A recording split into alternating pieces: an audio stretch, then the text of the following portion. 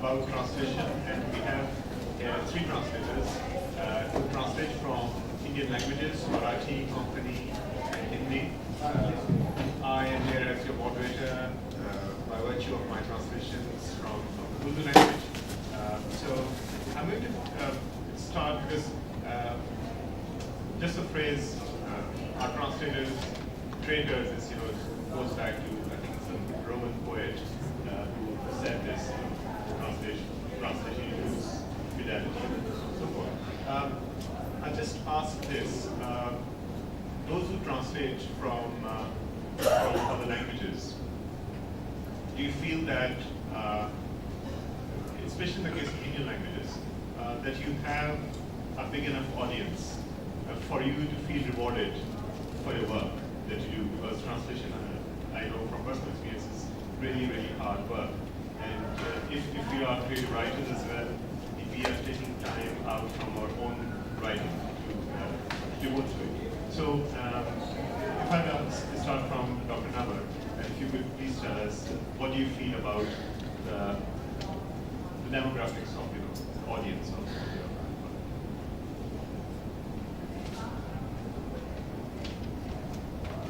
I think there's a complexity in India because of the multiplicity of languages.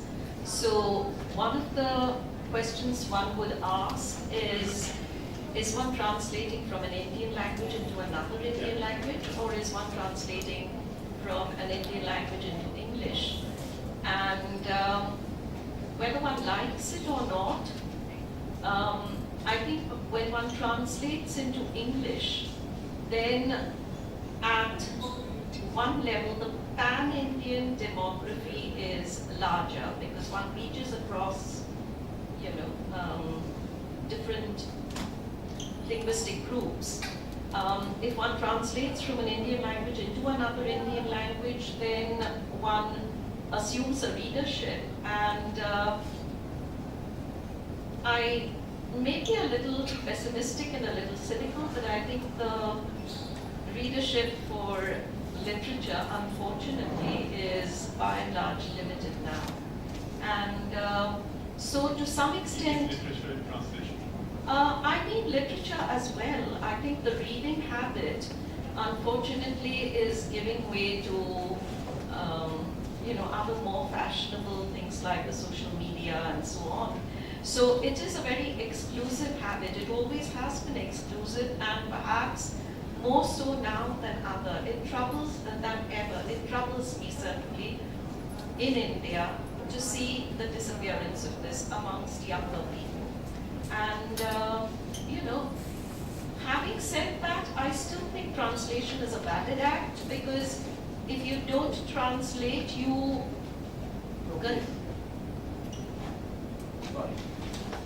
confine your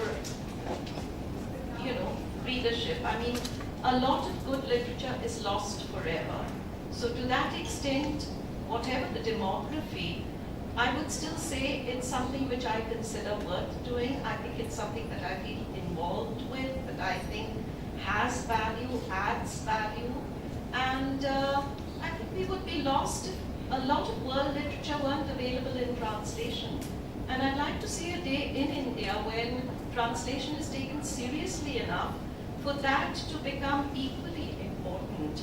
I think someone said this morning that we have the greats from world literature translated into Bengali, into Marathi, into various other languages, but we don't have the greats from Indian literature translated enough. And I would certainly like to see that happen both in India and globally. I'll come back to this later. I think I've talked enough. That's very worthy of you to let go of the mind. I translate from Konkani to English, and I think translation is absolutely necessary, especially considering that Konkani is a language that's spoken only in Goa and only along the western coast and in scattered pockets in different parts of the country. So the problem is nobody even knows about Konkani literature. Without translation, there's no way we can get this out to the country. Besides, we have another unique problem in the sense Konkani is written in 5 scripts. So you've got the Roman script, you've got English script, which is considered the official script. Then it used to be written in Malayalam also, and Kannada in Karnataka, and you also have the Perso-Arabic script for regions near Patkal in Karnataka. So what happens is, forget about Konkani literature being taken to a non-Konkani speaker. Even a person who can't read a script needs a translation to access the literature in his own mother tongue. So translation, as far as I am concerned, is necessary.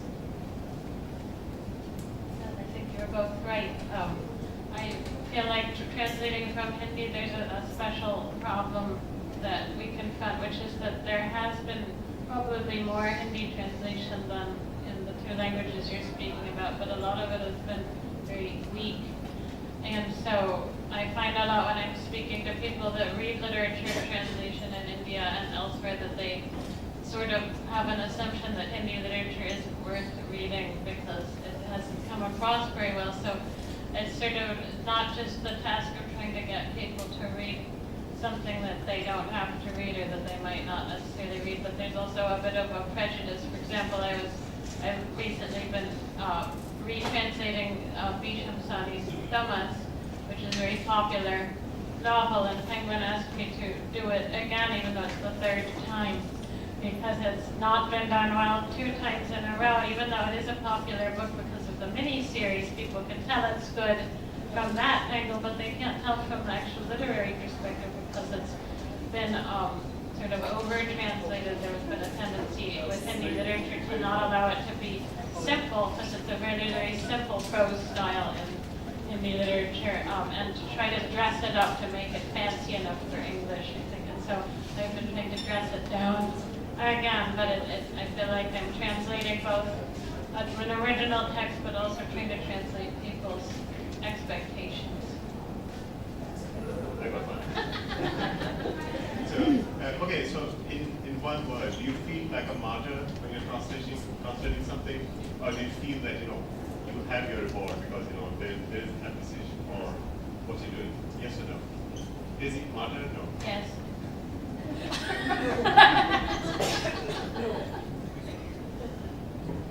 Yes and no.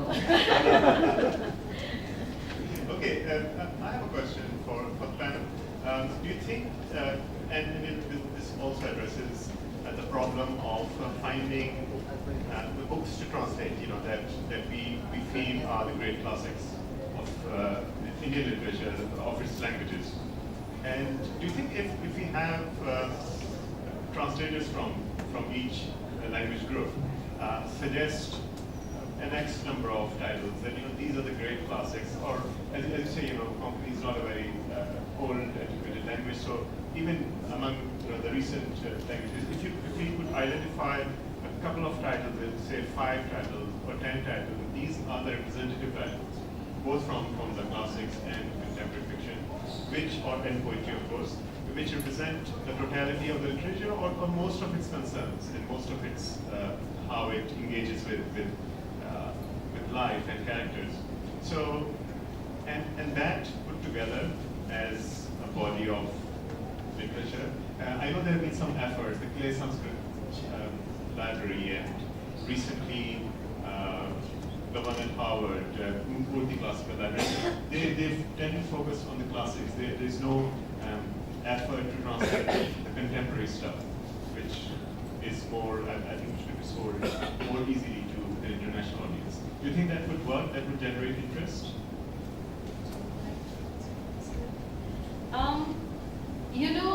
I think for that to happen, this is my view anyway, the people who recommend and the people who are going to translate would really have to work together. And I say this because the Sahitya Academy, for instance, has had a program of translations going on forever. And one gets something from them saying, will you translate this, or please translate this. And because one believes or is committed to translation, one does it. But left to myself, I would rather have done something else.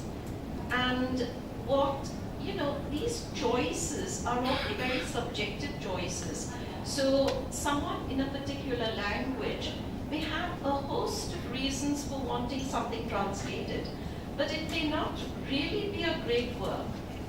And I think if I'm going to translate into another language, I have to look at what it's going to be doing once it's translated. And to just accept per se that, yes, it's good because, you know, a group of eminent people has said so, is something that I think I wouldn't be able to stomach, but that may be my view, you know. In the case of Pomkari, one of the biggest problems is going to be lack of translators. I mean, somebody might recommend the book and all, but we don't have too many people active in the field of translation. So how many people would you say are active translators from the Pomkari language? 6, maybe 5 or 6.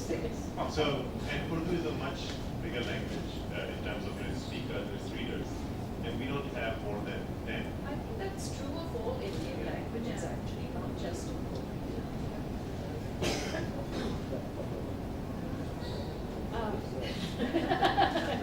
Thinking about it.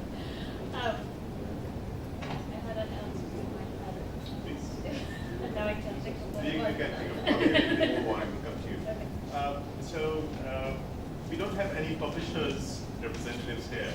I don't know if there are any in the audience, but I've had experience of this, you know, being contacted by publishers to translate something which, as you mentioned, you know, is fashionable at that moment, and or you know, for some particular reason, it's in the news, so they want something translated. And I too, you know, left to myself, would you know, choose my own stuff and do it. But the problem that we face is that in the case of classics, and this is a question for the panel again, that do you think that if it's translated into English, people from that language group, like Marathi in your case, Konkani in yours, Hindi in yours, the younger generation who may not be interested in reading or may not have access to that language anymore of their birth or their language group, are they connecting with the translation? Are they studying it out? Are they reading it? Is there any feedback? This is the next one to what I was going to say before, which is I think that that one of the problems with choosing to translate things when you feel like everything is under-translated is trying to decide how it will actually sound in English. So you can say, oh, this is this great epic that everyone should read, but you can also, as a translator, you read it and you can imagine it not working at all. It's sort of falling very flat in a kind of aesthetic sense, and so you have to keep in mind the aesthetic of the language you're translating into. And that goes again also for reaching out to younger people. If you think what would be exciting for someone to read to make them think, I'd like to know more about this literature, it may not be the great untranslated epic. It may be some odd little noirish novel or something like that. And to me, I tend to want to find those things that I think somebody will actually want to pick up in English that I think I can make sound good in English. And then I ended up doing Thomas, as we're talking about being asked to redo things. And it's easy enough to make it sound pretty good in English, but I don't love that novel. You know, like, so, and that's part of it too. You know, as a translator, that if you love a novel, you can make it a more lovable thing when it gets out the other side. And if it's just something that you're doing because someone asked you to, it's going to be a little bit more plodding. I think I like the ones that I've done so far, so I don't really have the experience to talk about this. Not about classics either, but when you spoke about whether targeting the young, most of the translations that have been done are recommended reading for the university. So whether they like it or not, they're supposed to read it. So to that extent, feedback comes. I'd like to go back to something that we talked about and also answer your question there. You know, way back in the 1980s, I think it was, Timothy Brennan had developed this category of what he calls third world cosmopolitans, you know, to speak of writers from, you know, what were considered non-native users of English. And their acceptance in the so-called first world. And Meenakshi Mukherjee, who used to be a well-known critic here, have commented on the fact that there has to be a certain formula for receptivity, because not all good Indian writers in English would get accepted as third world cosmopolitans, number one. And secondly, and I think this is more valid, while Latin American writers or European writers or whatever in translation, but well, not European, but let's say Latin American, because we're talking of the third world, to be part of this club, hardly ever any Indian writer in translation figures in that group of third world cosmopolitans. And I think the reasons for this are a little complex. You spoke of publishing. I think that publishing houses may do things they are trying to. Penguin is, Aleph is, I think, HarperCollins is. They commission these translations, but once the translations are done, they just languish. Distribution is just not there. They're just not interested in getting them across there. But that's also largely true of most fiction. Yes. Because you see, Penguin, about 6 years ago, they were publishing 400 titles a year. So there's more than one book coming out every day. And if you think that, and this of course includes reprints, but if you think that the same kind of marketing effort is being put in promoting that book, it's not happening. So no, it isn't. What I was going to say is that unfortunately, when you ask whether the young are going to read them, I think somewhere it's all been taken over by the hard sell, that passes for literary merit or whatever. So it's the packaging, the hype, whatever.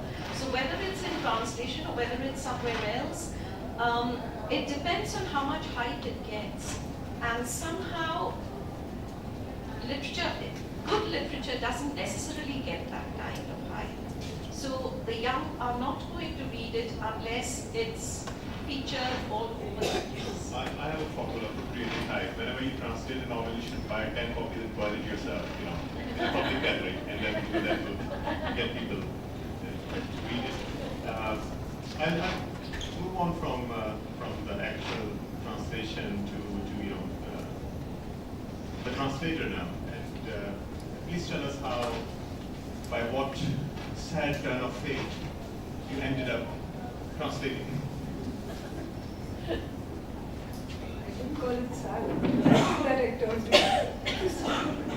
Actually, I got into this because of a publishing house called Katha, which had a translation contest back in 1903.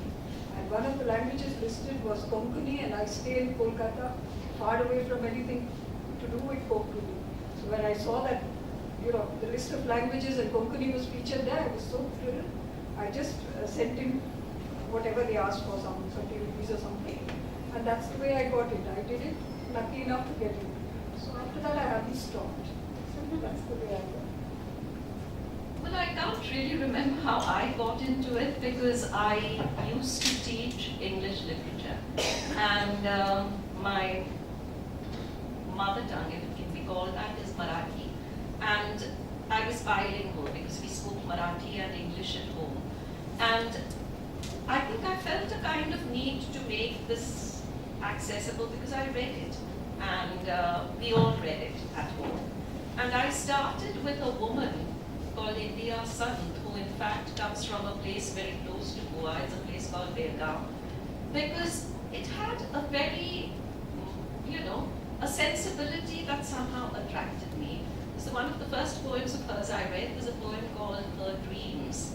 And she talks of her dreams but like those of any other woman, and that the well-laid table, the beautiful home, etc., etc. And then she says, she awoke before the dreams began and never slept soundly again.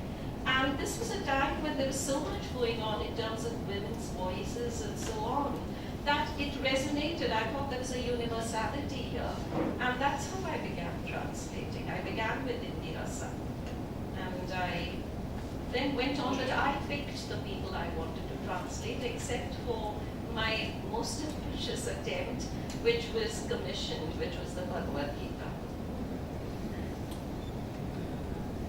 I'm the kind of person that's very aggressive about recommending books to people that I like, and so I think that's where my urge came from, that I would read something in Hindi that I wanted everyone to read, and nobody could read it, or wanted to read it. Even if they did read Hindi, they weren't the kinds of people that actually will pick up a Hindi novel. So I decided I had to do something about that, and I just started trying to translate a really, really long novel. It was very ambitious, and I ran into copyright problems, and it was sort of a horrible experience, but I kept doing it. I mean, I went on ahead and translated more authors after that. So it was kind of out of the urge to share things that I wasn't able to share very easily with people.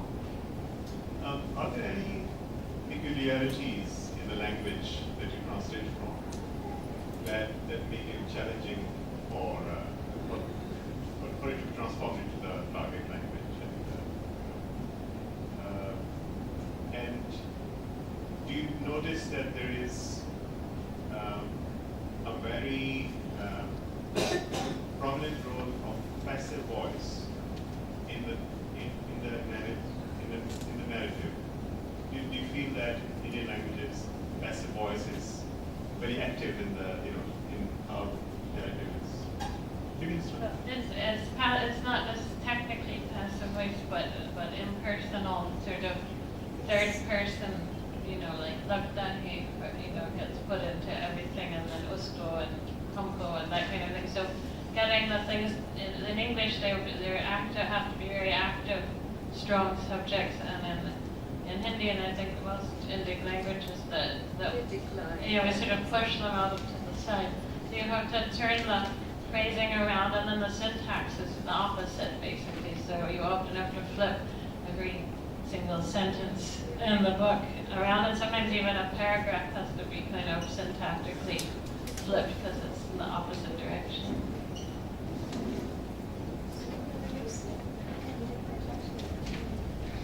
Such a polite panel. I have never seen in my life. You people should not go to any other pasture. You'll be eaten alive. Well, I think your questions have been very polite. So you haven't given us much chance to have a close out. But, to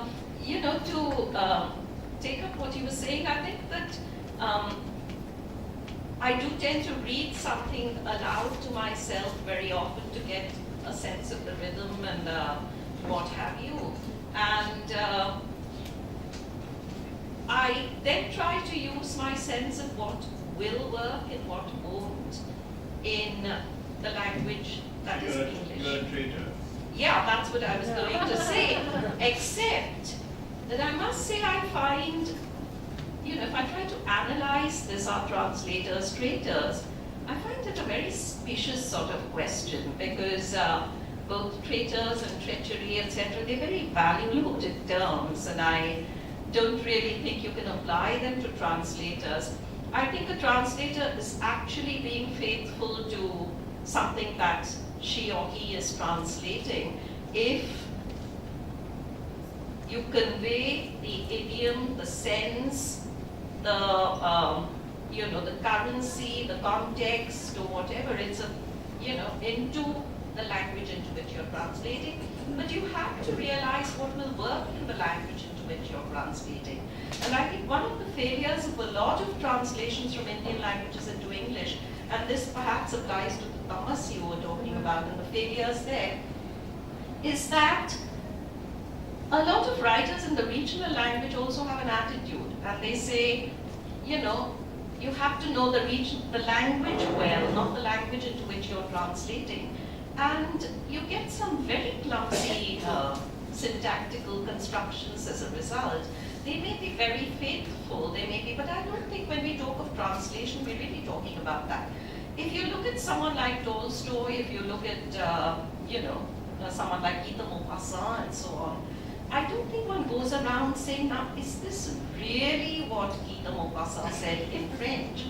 But one looks at whether it's saying something to you as a French writer, as a Russian writer writing at a certain time, depicting a social structure, and I think that's what we should be looking at. I think in India, somewhere along the way, we become hopelessly and ideologically hidebound. So there's this constant tussle between India and between English and the Bhasha literatures. And we all have attitudes about them, and I think we need to get rid of them if we are to have quality translations. Now that's been polemic enough, I think. I may not have sparred with them, but I hope I haven't raised any hackles. What here. she's saying is perfectly true, in the sense translators generally caught between two very difficult situations. No? Got to be faithful. We all agree with that. I mean, no one's this business about translators being traitors. That's not true. But the point is, how faithful can you be? You've got to be creative to a certain extent, because you've got your reader, whether the reader is going to understand you perfectly well or not. To that extent, I think it's a question of conveying the essence of what's being said in the source language. That's what we've got to aim at. Otherwise, it becomes a very stilted sort of an Okay, so one thing that I noticed in Urdu literature from which I translate, that when you look at the classical texts, the language is perfect. It's very compact. It gets the message across in very few words. But as we enter the 20th century, writing becomes clumsy, and editing disappears. And there was no editing in the, no institution as such of the editor in the 18th and 19th centuries. But those who took to writing, they were masters of the language. So they had first mastered the language, its idiom, its construction, and then they would go into writing. But in the case of most 20th century Urdu language writers, what I see is that they are writers they're telling a story, but they really do not have command and mastery of the language. And we no longer have a kind of check that, a person who does not have command over the language would not dare to write. Like, they would not dare to write in the 18th century or the 19th century. They would not compose a line, or at least read it publicly without having absolute control of the language. So this happens in the 20th century, that shoddy writing, there's a lot of shoddy writing among the Urdu's major names. Manto, he writes tons of shoddy writing, there were truckloads. And similarly with other writers. So do you also feel that in the case of Marathi or Konkani or Hindi, it's happening, and the older idiom was more perfect than the contemporary idiom or the recent contemporary idiom? I don't have any sense of a perfect past, but the writing that I translated the most is by Upendranath Ash, who published all his own work, which was not unusual at the time because there were such poor royalty laws in the 40s and 50s and 60s that a lot of people started to just have their own publishing houses in Hindi. I don't know what other languages.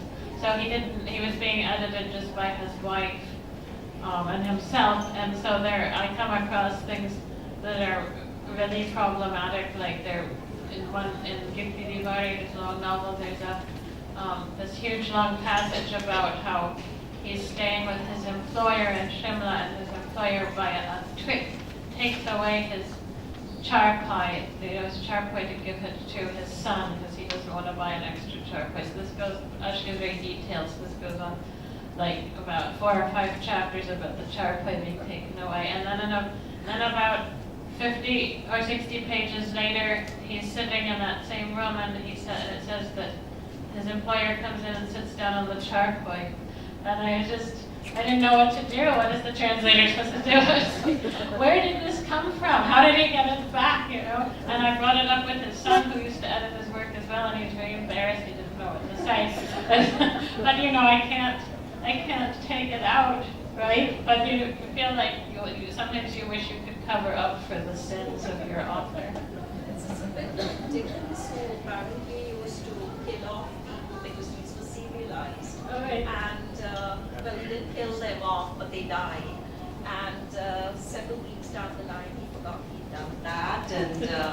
the character surfaced again. So I guess a jar boy is relatively innocuous in comparison. They don't die.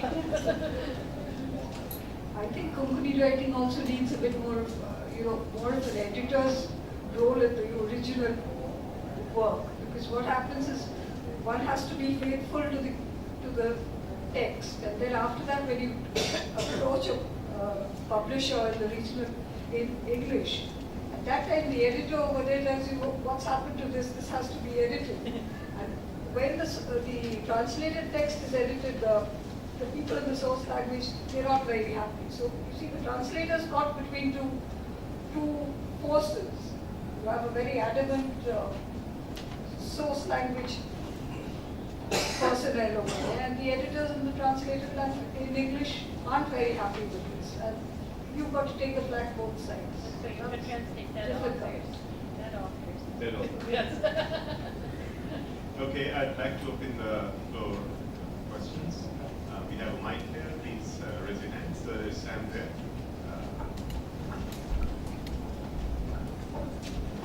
I was interested in the comparison that one of you made with South American languages, and I just wondered whether non-English Indian or subcontinental literature has suffered because of the success of English writing from the subcontinent, almost as if there's an unofficial quota of how many Indian or Pakistani writers can be internationally successful at one time, and they're all taken by English language writing. It sometimes feels a bit like that for me. If I may just add a few words to that, and I think we had this discussion on one of the other festivals, that's one of the earliest world festivals. And the fact that people who write in English, they tend to look, undermine and it happens without and actively just saying so. But there's always this sense that what I'm writing is the best, and this is that famous Vidya essay in which he said that regional language literature from India is just something, and what basically I'm producing as a writer is the best and all that. So that's correct, because I know of many Urdu writers, both very, very contemporary and recent contemporary, those who are dead, who were writing in the 1560s, and they're head and shoulders above, and the output is head and shoulders above those who are writing in English now, which also includes me. So I'm not moving out myself among that crowd of second-rate writers. If I could, add to that, I'd say that we've moved past the stage now where the Indian writer in English assumes that she or he is, the representative. I think we've unfortunately come to the stage, and it's significant that you mentioned Rushdie, because people like Rushdie, people like Naipaul, people like an Anand Giridhar Das, people like a Chitra Banerjee Divakaruni, people like a Jhumpa Lahiri, these people become representative of what is Indian and what is Indian writing. So we're not talking of Indian writing in English or in English translation or in the Bhasha literatures from the subcontinent. I mean, I feel very strongly about it. I feel that the politics of First World, Third World discourse is extremely strong, that global markets are taking over, and in a sense, the economics of the market dictates who becomes a writer and who doesn't. So India has incongruously become the margins, and I feel very strongly about that. So it's not a question of whether you write in English or whether you write in the bhashas. I think as a whole we've been obliterated. I think by and large, when you speak of Indian writing, you're talking, and Rushdie gets asked to write about Indian literature. Now, how incongruous is that? The man hasn't lived in India since I can't remember when. And he comes and makes these absurd statements, and the world believes him. Now, where's the sense in all this? Can we take one question? Sorry, we are running out of time. We'll take a question from the audience.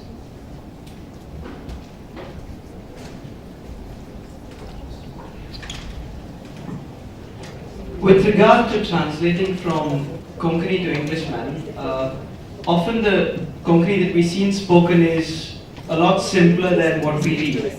What would you recommend for somebody who's grown up in a primarily English-speaking home, who wants to learn a more, get more fluent in the language and for the purposes of translation and things like that? Or to translate from Konkani to English. So I do it in for sermons and things like that, but for written literature, especially the Devanagari script, the things that are written in that. why don't you look at the younger writers, the ones who are more contemporary? Because even for Konkani literature in Devanagari, the younger writers, the Konkani Bhasha Mandal and all of them, they publish works by younger writers who would deal with more contemporary themes, and that might suit somebody your age. And the need of the hour is translations. If you could get younger people's work translated, it might appeal to a younger readership also. So maybe that's the way to get into it, and you build up a body of work. Thank you so much for an excellent panel. There's another panel on translations at 5:50 to 6:30 p.m. Finding a voice translation dilemmas. Thank you, Musharraf, Daisy, Vidya, and Dr. Nabar for a really wonderful